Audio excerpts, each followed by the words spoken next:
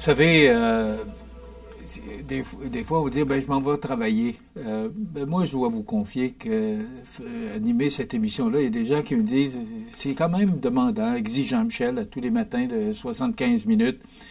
Oui, mais quand on fait des entrevues comme avec Thérèse, et j'ai le plaisir, avec tout à l'heure Sylvain Fauchonte, le directeur de Promutuelle Côte-Sud, j'ai tellement l'occasion d'animer cette émission-là, de vous présenter des gens qui participent à notre communauté, peu importe la façon, des auteurs, des gens qui travaillent dans des organismes qui aident notre communauté, des directeurs et dirigeants d'entreprises.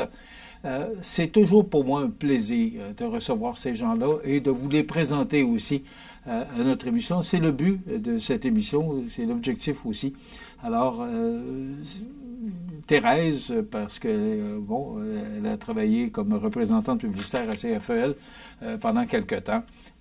Et cette madame-là m'a toujours impressionné par sa détermination et encore une fois, tout près de 85 ans, c'est son 5e livre. Puis je vous le dis, là, elle va revenir parce que c'est pas son dernier. Je commence, ça fait longtemps qu'on se connaît, là, mais c'est une madame qui est impressionnante. Et tout ça, d'ailleurs, elle est conférencière en fin de semaine, tout ça veut dire que l'âge, ce n'est qu'un chiffre, c'est ce qu'on comprend. Travailleurs étrangers, les entreprises de la région tirent la sonnette d'alarme. Ben, c'est ce qu'on retient ce matin dans l'actualité, là. Alors que des voix s'élèvent dans les régions de Québec et Chaudière-Appalaches, des entreprises manufacturières qui lancent un cri d'alarme au gouvernement du Québec et du Canada, mais il me semble que c'est long avant que ça agisse, là. Elles réclament des ajustements urgents aux mesures récemment annoncées visant à limiter le recours aux travailleurs étrangers temporaires, un levier pourtant essentiel à leur survie économique. Pour aussi qu'il y a des entreprises, entre autres, là, je me souviens de Paber Aluminium, qui avaient préparé des maisons pour recevoir des travailleurs étrangers, pour être capable de les accueillir, puis de combler les besoins en main-d'œuvre. Bien, il y en a tellement d'entreprises comme ça. Bien là, c'est le temps que le gouvernement, les deux paliers de gouvernement, procèdent, qui agissent et qui fassent le nécessaire pour aider ces entreprises-là. Je pense que c'est la nouvelle qu'on retient parce que je n'ai plus de temps.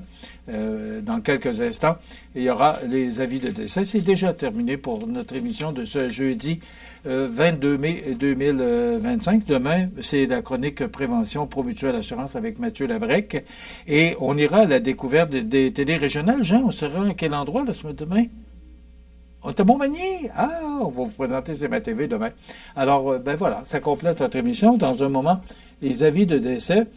C'est encore du temps nuageux et ça va être comme ça jusqu'à dimanche, semble-t-il. Le beau temps devrait revenir lundi. Il faut juste souhaiter que ça revienne un jour. Alors, je vous souhaite quand même du soleil dans votre belle maison. On se retrouve demain. Bonne journée.